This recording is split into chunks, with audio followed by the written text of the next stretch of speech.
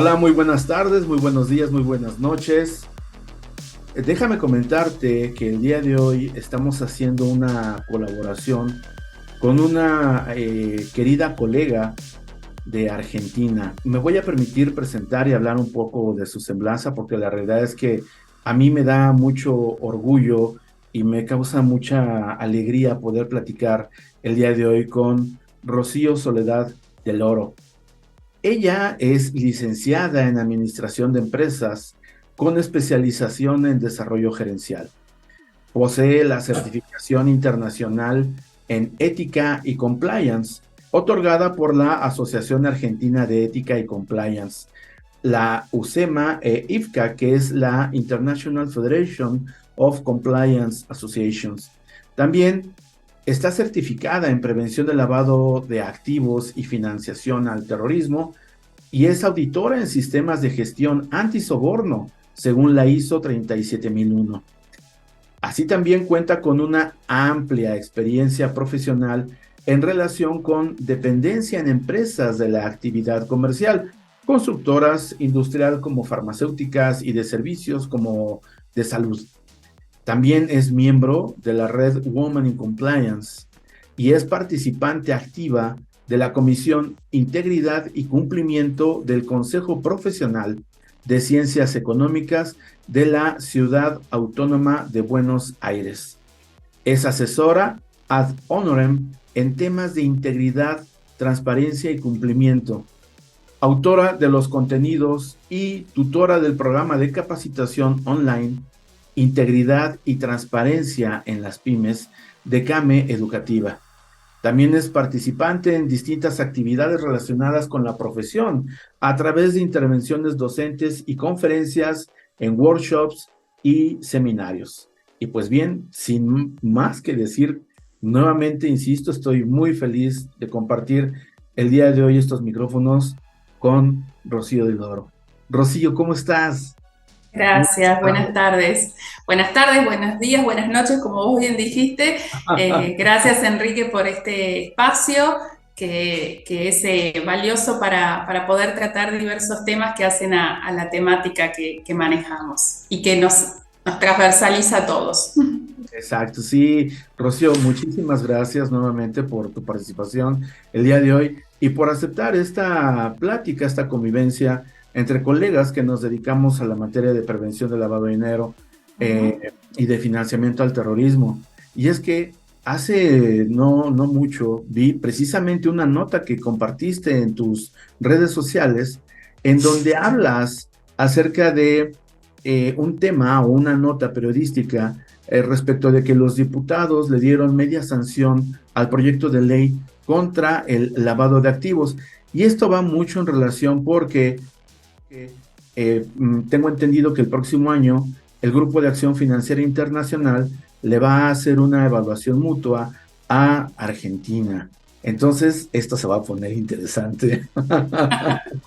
Sí, para nosotros especialmente, que nos gustan estos temas, es verdad. Hace más o menos una semana y media, lo que es la Cámara de Diputados acá, que es como órgano del Poder Legislativo Nacional, sancionó, le dio media sanción en una Cámara que hay que reconocer que está bastante diversificada en cuanto a lo que tiene que ver con la posición gobernante y la oposición, a esta medida que es modificar como proyecto de ley el tema de la ley de lavado de dinero, que es una ley que en Argentina es la 25246 y trajo mucho, más allá de la media sanción, que obviamente el Congreso tiene muchas leyes en tratamiento, en principio por esto que vos bien mencionás, que es un poco a ir organizándonos en función de este relevamiento que se va a tener del GAFI, que el país va a estar expuesto al GAFI, a este relevamiento del GAFI,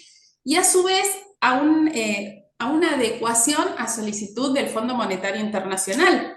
La Argentina tiene créditos otorgados, es conocido mundialmente en la situación económica del país, entonces también un poco tenía que ver en función de reorganizar estas acciones. Y esto trajo aparejadas ciertas modificaciones que posterior a la media sanción han traído algún tipo de situaciones en particular, de cuestiones de desinteligencias entre lo que hoy por hoy está con lo que se prevé que se cambie. La más resonante, porque no tengo registro que en la región suceda, es el punto de que la Unidad de Información Financiera, la UIF, sea un órgano descentralizado y autárquico. Eso es como que pareciera que es imposible. Y Ujú. después montos en relación a la condición objetiva de punibilidad y el tema de sujetos obligados, como títulos, ¿no? Para poder desarrollar. Sí, así es. Y de hecho, esto que hablas acerca de precisamente cómo está armada la Cámara en cuestión de divisiones, pues la iniciativa, conforme a lo que estuve leyendo, fue aprobada con 112 votos a favor y 96 en contra y 95, perdón, abstenciones, lo que la hace pues, una toma de decisiones un poco reñida, ¿no? O bastante reñida. También Sí. esta iniciativa, algo de lo que habla es sobre la cantidad de operaciones que se deben de informar a la unidad que hasta ahorita yo entiendo se llama Unidad de Información Financiera. Y creo que por ahí hay una situación de cambio con el nombre, ¿no? Sí, la realidad es que la denominación es Unidad de Información Financiera, la UIF. O sea, aquí en Argentina se la conoce mucho con la sigla. eh, y a raíz de estos cambios que se quieren proponer, muchos que están relacionados con la temática consideran que pasaría a ser una unidad de inteligencia financiera, de un seguimiento más de inteligencia financiera. También esto es un poco más distinto al tema que hoy tocamos, porque ha habido diversas autoridades de la UIF que tenían ciertas cuestiones donde a principios del año pasado, el tema de la pandemia, nosotros lo conversamos en privado, nos desestructuró un poco los tiempos, Ajá. pero las autoridades de esta unidad había sido un poquito controversial sus instancias, hubo renuncias en el medio por desinteligencias entre las mismas autoridades. Entonces, bueno, estas cuestiones que son detalles que hacen al día a día de la función, quizás a nivel general en la sociedad no cala mucho porque no es un tema tan... que si bien yo soy convencida que por supuesto es un tema que nos interpela, pero no es lo mismo que un índice de inflación, entonces no tiene tanta prensa como lo que tiene que ver con cuestiones más macroeconómicas y que se impactan en lo microeconómico, ¿no? Así que la realidad es que sí, y hay todo un tema con esta entidad como en lo que tiene que ver asesoramiento, cuestiones de litigios, temas de arbitraje. Hay acciones que lo que debería ser es que realmente sea una unidad descentralizada. Es el ideal, Así es es. la realidad. Entonces, cuando uno ve el proyecto de ley, dice, parece como que vamos a estar en el país de las maravillas, porque realmente es lo que correspondería.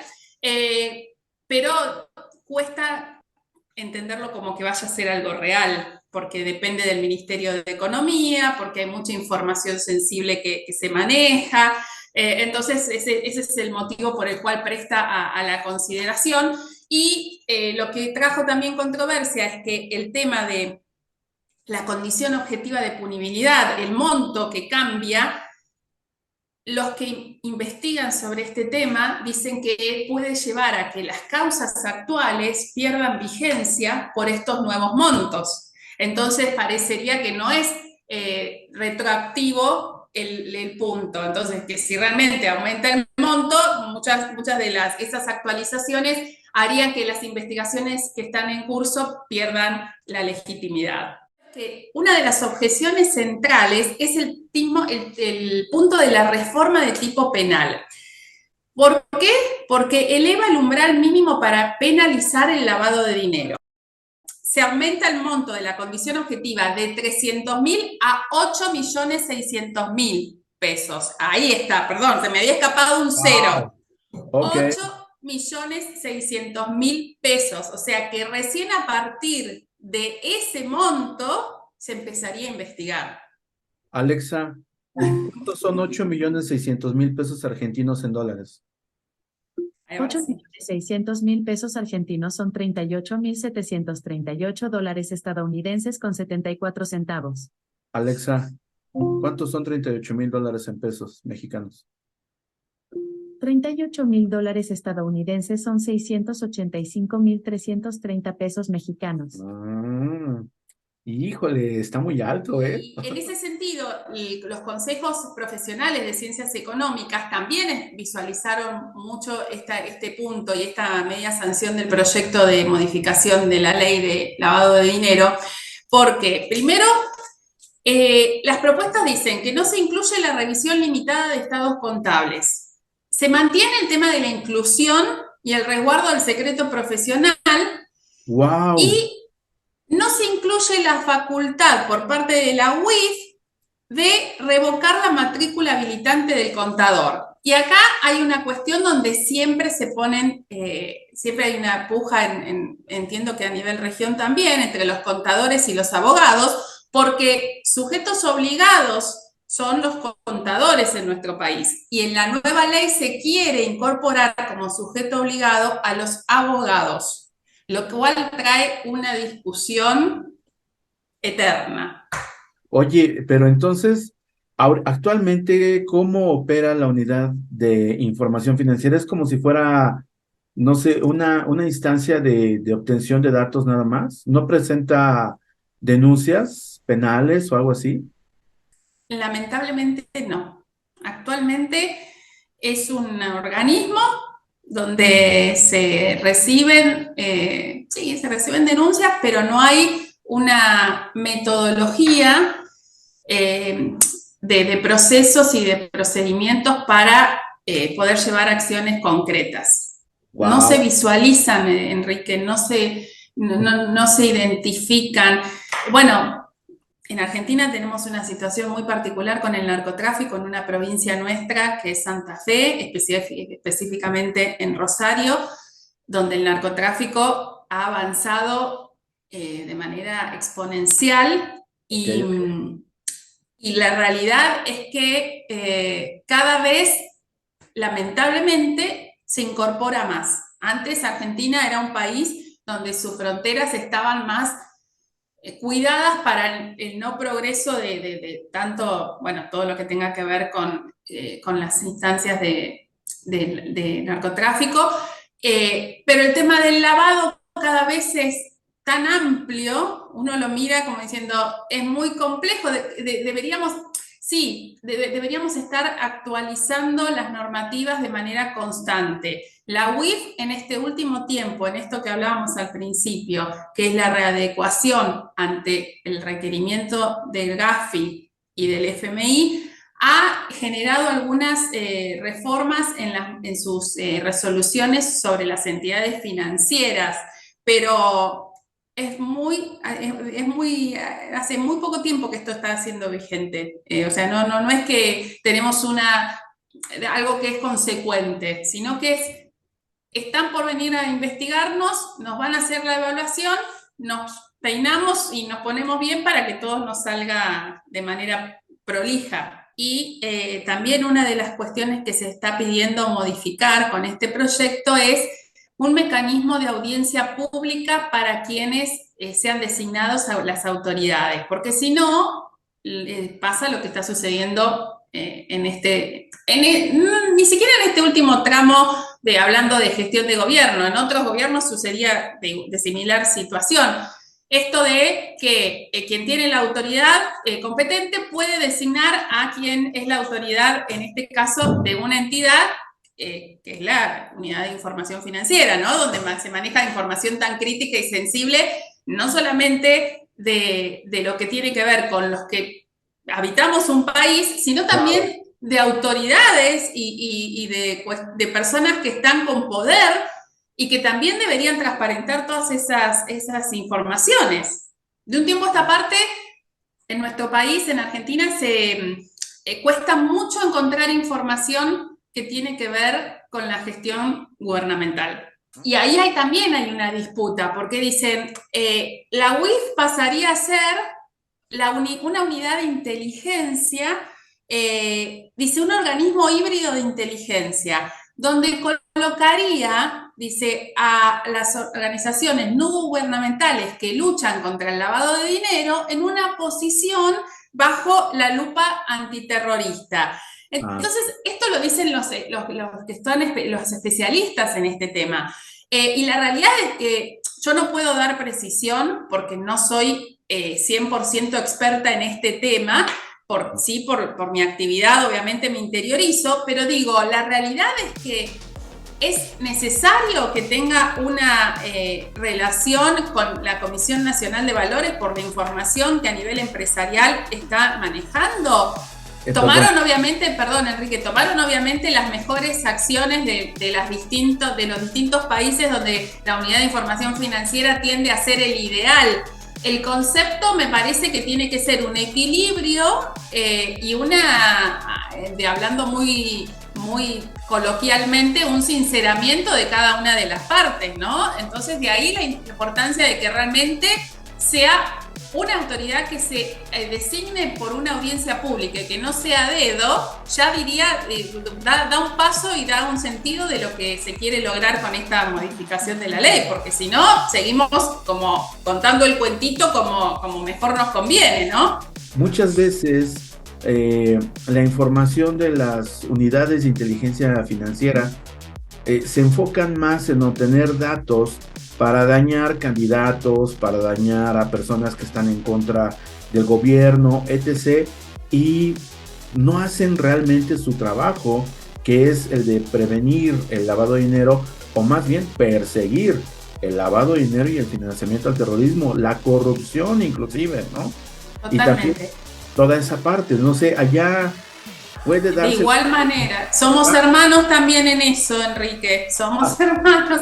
Sí, la realidad es que se manipula mucho el objetivo central, en este caso, de una entidad como es, o de un organismo como es la Unidad de Información o de Inteligencia Financiera. Personalmente, no me parece mal que tenga este modelo híbrido la entidad, pero llevado de manera a conciencia, como en todas las cuestiones que tienen que ver, para mí, ¿no? Personalmente como profesional en esta temática, relacionada con temas de corrupción, transparencia, lavado de dinero y demás, tiene que ser un circuito donde esté aceitado la parte de los poderes ejecutivo, legislativo y judicial para que todo funcione y traccione bien, porque si no, siempre, si hay algún pequeño ruido en ese circuito, ya ahí todo lo demás o toda la intención que se quiera hacer no funciona. Entonces, lamentablemente, lo vivido hasta ahora no nos da la credibilidad de la situación. Y sucede muchas veces, en mi actividad nos pasa que cuando hacemos debida diligencia de empresas o en este caso si tenés asesores en las empresas o consultores y demás, cuando vos empezás a ver la diversificación de muchas, no digo en la generalidad, ¿no? Pero en muchas empresas y sus accionistas, la diversificación de inversiones que se hacen, y en un punto te llaman la atención, ¿viste? Yo siempre digo, chicos, todo lindo, pero si tenés un rubro y en un periodo de 3 años invertiste en 10 empresas de lo mismo, en un mismo país, eso es una alerta. Per se, mirándolo sin ningún tipo de conocimiento, es decir, y últimamente, Enrique, no sé si vos me podrás dar la razón en esto, me está pasando al hacer estos informes con personas muy jóvenes, con mucho capital de dinero, que vos decís, a ver, todo lindo, pero ¿de dónde en tan poco tiempo sacaste tanto caudal de dinero? Y parece que nadie investiga, que nada pasa, que todo sigue igual y que seguimos invirtiendo. Digo, es increíble. Da para sospechar mínimamente, claro, aunque uno sea mal pensado, ¿no? Claro, sí, por supuesto. De hecho, no sé de repente si te toque que en la calle, en la acera, en la calle, en las avenidas, vas en tu automóvil y tú llevas determinada marca de automóvil, a lo mejor no de gran lujo, ¿no? Pero sí un auto que te transporta. Pero volteas y ves a un niño bueno, entre comillas niño, pero un joven de 23 años por mucho, con su típica gorrita, con una camiseta, tatuajes por aquí, por allá, y manejando un BMW o una camioneta cara o un carro deportivo caro, y tú te quedas así de, oye, pues ¿de dónde no? O sea, ¿tú te la crees? Exacto. En serio crees que uno va a pensar que el dinero con el que obtuviste ese automóvil es de una procedencia legítima? O sea, no, no, Sí, yo pero siempre sí pienso lo mismo. Yo entiendo que existen familias millonarias a nivel mundial claro, que han hecho sus ingresos de buena fe.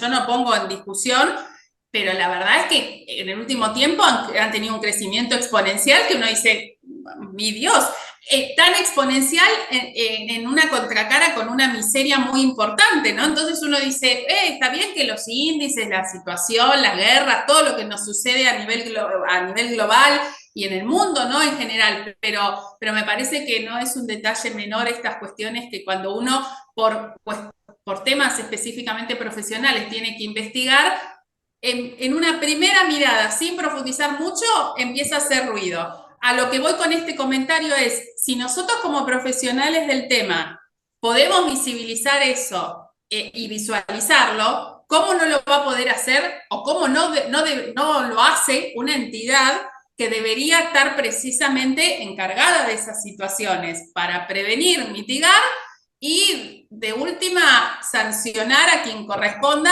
por esta cuestión? esta Entonces, parte de proveedores de servicios virtuales se refiere, por ejemplo, a criptodivisas como Bitcoin y sí, estas. Ok, y sí. ahorita no están reguladas allá. De hecho, una de las instancias es precisamente esta creación de un registro de proveedores de servicios virtuales que tiene que ver detectar eventuales operaciones sospechosas a través de activos virtuales de criptomonedas. Esto es lo que se prevé con este nuevo proyecto de ley, que se abarque este aspecto y sería en relación con la comisión, en conjunto con la Comisión Nacional de Valores. Igualmente en nuestro país, en Argentina, estamos bastante en una situación inicial en todo lo que tiene que ver con reglamentaciones de criptomonedas y todo lo que conlleva en esas cuestiones, no solamente el concepto en sí mismo del manejo del activo como una criptomoneda. Si bien hubo una expansión muy fuerte en el tiempo de la pandemia de todas estas fintech, también es una realidad que hubo como una caída, un poco creo que consensuado con la situación económica que nos circunda, y eso hace que no haya podido tener la gran expansión que se predecía, pero Ok. también por una zona gris en todo lo que tiene que ver con el marco regulatorio. Entonces, han salido algunos referentes que no los voy a mencionar, pero han salido algunos referentes muy reconocidos, Ajá. normalmente de chicos muy jóvenes que han empezado a hacer sus técnicas y sus acciones con estas pautas, pero estamos muy, digamos, flojos, por decirlo de alguna manera, en lo que tiene que ver con las reglamentaciones, y no es un dato menor, porque también tiene que ver con lo que a nivel internacional sucede, todo lo que trae aparejado con la privacidad de datos.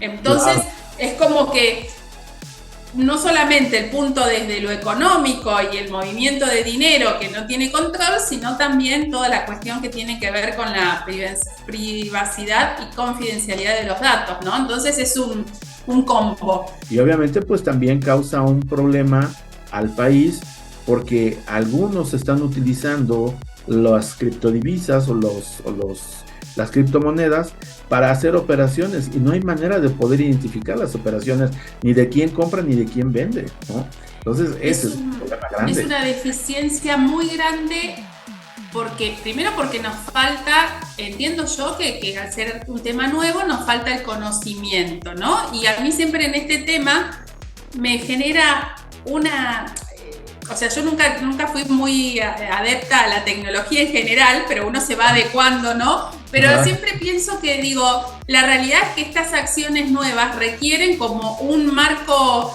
conceptual donde basarse, ¿no? Entonces cuando falta este entorno, estos escenarios para saber cuál es la situación en la cual se pueden desarrollar X situaciones de ganancias y también de riesgos, ¿no?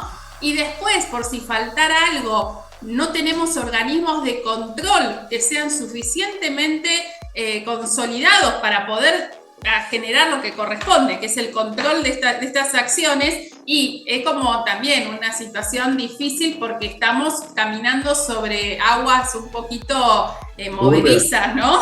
Porque, sí. y presta a lo que siempre se genera, cuando no hay control y todas estas cuestiones suceden, lo que es ilegal tiene mayor presencia y bueno, qué mejor, ¿no? ¿Cuántas noticias hemos escuchado de pedidos de rescate?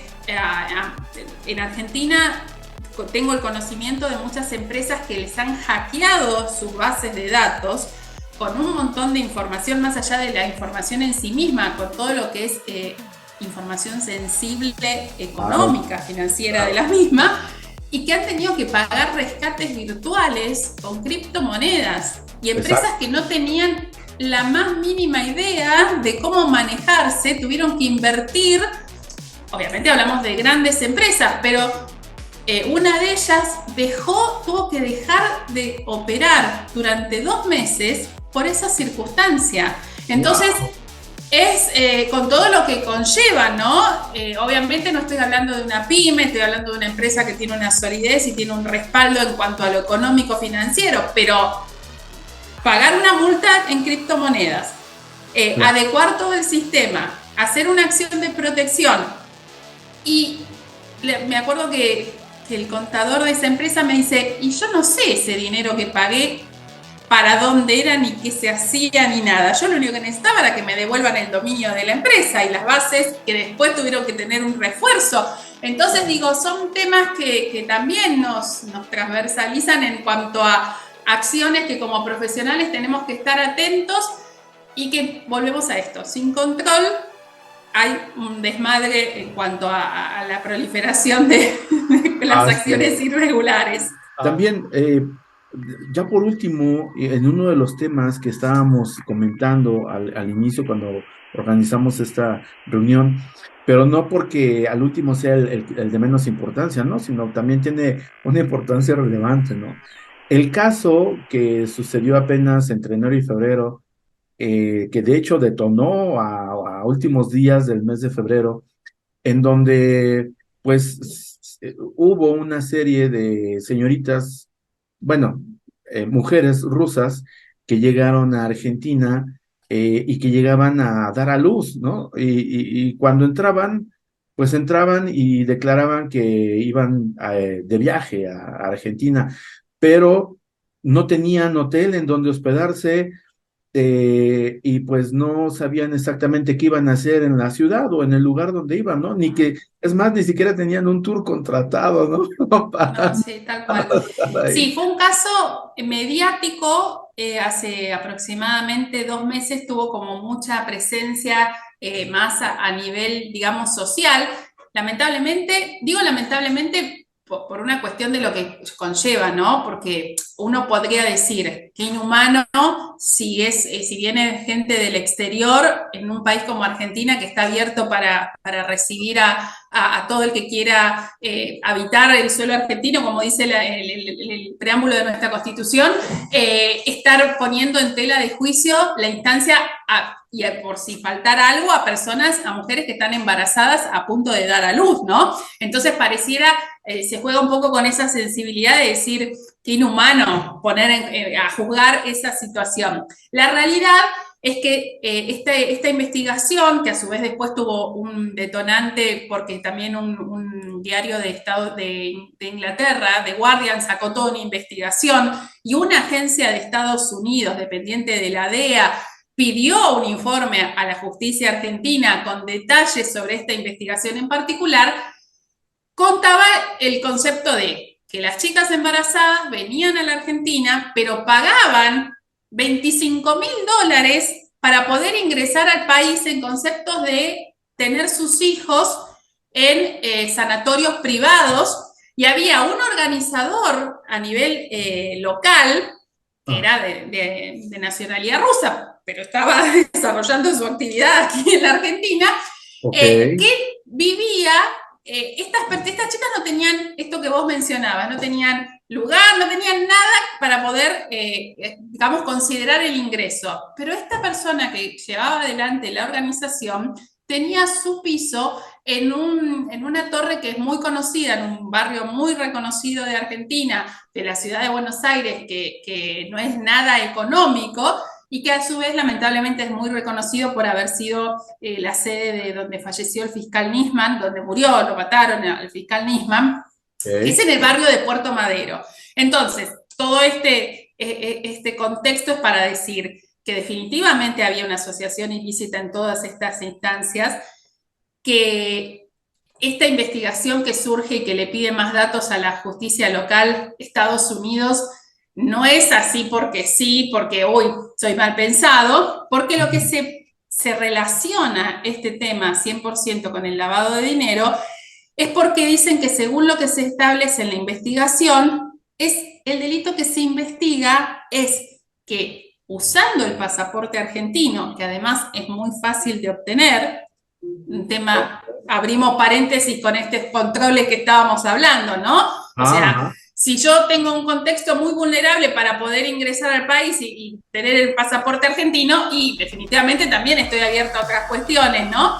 El concepto es que el lavado de dinero era, ¿por qué? Porque lo relacionaban con sacar dinero de la Federación Rusa o realizar movimientos vedados de fondo. Y no es tan disparatado de pensar esta situación, porque estas muchachas que venían pagaban esta cantidad de dinero. Muchas de ellas estaban poco tiempo y después se volvían, no tenían una familia conformada. Acá se jugó poco en un momento con lo más mediático, cuando la noticia de la mañana era 10 embarazadas rusas están durmiendo en el hall del aeropuerto internacional de Ezeiza porque Migraciones no los deja pasar. Sí, claro. Querer sacar la parte fea para cubrir lo más feo, ¿no? Tal cual. Entonces digo, el concepto es, no vamos a estigmatizar, porque la realidad es que es verdad que muchas familias rusas, al estar en la guerra, rusas, ucranianas, pero después en la investigación se empezó a detectar que Argentina era uno de los países, pero que no provenían solo de Rusia, venían de Serbia, de otros países también, donde armaba mayor la trama en cuanto a la relación del lavado de dinero. Y siempre en estos temas, Enrique, en los contextos vulnerables donde faltan los controles, son más propensos a recibir todas estas acciones. Entonces, después, la versión de esto de que las mujeres no son humildes, que venían al país, que había un líder que hacía y organizaba todas estas cuestiones, y que la Argentina es tan benévola para que entre la gente del exterior y que no se le haga ni un due diligence, ni una investigación, ni nada, porque bueno, entran y digamos, y no está mal, el concepto es, ojo, porque después tenemos mafias que están como muy, digamos, sí, y no solo eso, ¿viste? Y veladas, o sea, hay muchas, se conoce y hasta ahí, ¿no? Esta cuestión de que ingresan al país con un objetivo comercial y donde no se los investiga, y lamentablemente, no lo voy a mencionar porque obviamente esto se puede ver a nivel global, pero hay barrios privados en Argentina de un renombre impresionante en cuanto a la categoría que tienen, que son carísimos y que está completamente, digamos, minado de narcotraficantes que están buscados por los organismos internacionales. Y queda vamos a decir, a 50 kilómetros de lo que es el Congreso de la Nación. Vamos a hacerlo escenificado, ¿no? Como diciendo, no es que están a 10 millones de kilómetros, que bueno, se me escapó, entraron por la frontera. Entran de una manera lo más normal, como un turista normal. Ajá. Y en este caso, con el chico el caso de las embarazadas rusas, impactando en un tema que socialmente daba esta sensación de pobres chicas. Las pobres chicas, no sé si sabiendo o no, yo no soy una entendida de la mafia rusa, pero existe, entraban al país y este buen muchacho hacía su gran negocio. Su gran negocio. Sí, sí, no, claro. $25,000, dijiste.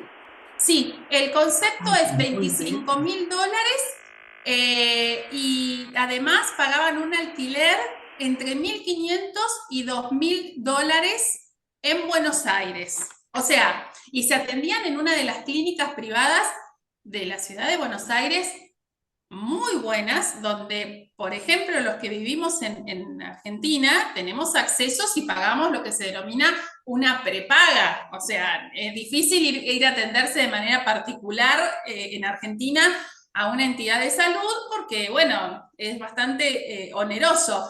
Entonces, a mí me queda, porque en la investigación del diario inglés The Guardian, ellos decían, y lo que sucede es que el artilugio por el cual consideran de entrada a la Argentina es porque Argentina tiene un muy buen servicio de salud, porque el pasaporte es magnífico. ¿Por qué? Porque tiene amplias posibilidades de ingresar a casi cualquier país, porque además es eso, cuando vos tenés un pasaporte argentino, salvo los países que verdaderamente controlan su soberanía, valga decir Estados Unidos o Canadá, después tenemos como libre acceso y después decía, me mataba los 3 ítems que detallaban por qué elegían Argentina, ¿no? Dice, la histórica legislación de bienvenida a los inmigrantes. El nivel de efectivo que se movió en las fronteras, derivado también de esa investigación. Se empezaron a detectar muchos movimientos transfronterizos, sobre todo en la aduana del aeropuerto de Ezeiza, en donde pues pasaban, hay una nota, ¿no?, periodística que habla con una mochila con 400 y tantos mil dólares que venían termosellados. O sea, wow, es como te los entrega el Banco del Tesoro de Estados Unidos, ¿no? ¿Cómo, ¿no? Y esas cantidades de miedo. Oye, Rocío, entiendo que tú eres parte también de una firma consultora en estos temas. Platícame acerca de tu firma. Sí, nosotras con 2 colegas estamos más en todo lo que tiene que ver con simplificar compliance. Compliance tiene una rama que está relacionado con toda la regulación en relación a temas de corrupción, donde nos alineamos y tenemos que estar al tanto en cuestiones de lavado de dinero y financiamiento del terrorismo. Bregamos por los negocios transparentes y las prácticas anticorrupción, más allá de lo que las regulaciones a nivel internacional gestionan. Así que con estas 2 colegas tenemos esta consultora que se llama Simplificando Compliance. Y simplificando precisamente porque consideramos que es perderle el miedo. Perdámosle el miedo a todas estas cuestiones. Hablar de estos temas, conocer, nos permite estar más... a nivel empresa, más organizados para tener una ventaja diferenciadora, porque la dinámica de los negocios nos va llevando por delante. Y a nivel personas y sociedad civil es necesario conocer, más allá de lo que nos pueda perturbar, saber de estas noticias, pero saber y exigir mejores políticas públicas en todos estos temas. Y parece que no hay una relación, pero bueno, las empresas en sus códigos de ética tienen la mención siempre de no aceptar prácticas de temas de lavado de dinero y narcotráfico y terrorismo. Y el concepto es poder ir generando culturas reales y que no sean solo papel, porque en el código queda muy lindo. En el código está lindo escrito. El concepto es, las empresas tienen que investigar a sus socios de negocio, saber con quiénes están en su cadena de valor para que no se afecte su negocio y su reputación. Y en la sociedad civil es necesario ir creando, por lo menos en contextos como en nuestro país, en Argentina, que nos sucede que hay mucho descreimiento de las prácticas transparentes. Bueno, es ir creando un poco esta idea que hay una ley, pero que la ley sirve y que la realidad es que necesitamos crecer, porque cuando yo siempre digo que nosotros no vamos a... La corrupción no va a dejar de existir. El concepto es bajar el nivel para tener la mejor calidad de vida posible y que no impacte en los distintos sectores, ¿no? Porque los que menos tienen sufren y los que más tienen también en algún punto afecta, ¿eh? No es algo que es discrecional. Así que un poco con Simplificando Compliance el concepto es precisamente, es simplificar todo lo que tiene que ver con el marco regulatorio, con lo que tiene que ver con las prácticas de integridad, de transparencia y obviamente estar abarcando esta red de temas que hace referencia a compliance como para globalizarlo de esa manera. Oye, ¿y cuáles son tus redes sociales o cómo podrían contactarte? Sí, la red social se llama Simplificando Compliance, a través de LinkedIn nos pueden ubicar. Nosotros brindamos capacitaciones a empresas y a entidades a través de universidades o todo lo que tenga que ver con colegios. Hay colegios que ya empiezan a hablar de estos temas también y es interesante. Así que a través de LinkedIn buscan Simplificando Compliance. Somos una consultora Nobel que está dando estos pasos, pero que tiene un bagaje de experiencia de las 3 profesionales que la llevamos adelante. Claro que sí, de eso estoy seguro. Y tengo sobre todo la experiencia del conocimiento que tengo de tratarte, ¿no? en estos temas.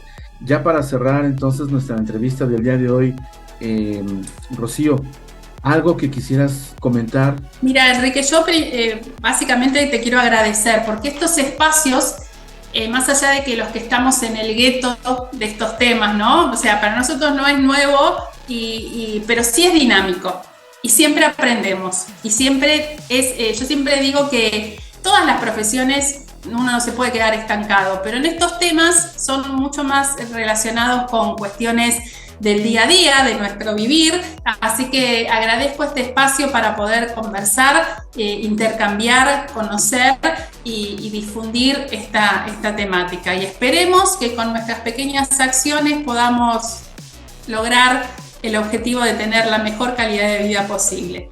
Me encantó tu reflexión, definitivamente sí, eso es algo que toda sociedad busca, ¿no? De hecho, por eso es que existe un gobierno.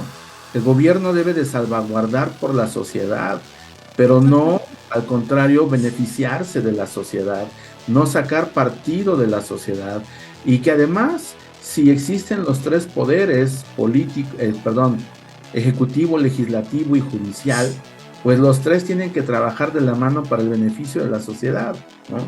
No de que el gobierno apoya ciertas instancias o ciertas situaciones con tal de seguirse perpetuando en el poder, ¿no? Y además, la corrupción es algo que le ha dado, pero con todo el mal, a nuestra región, ¿no? Latinoamérica. Sí.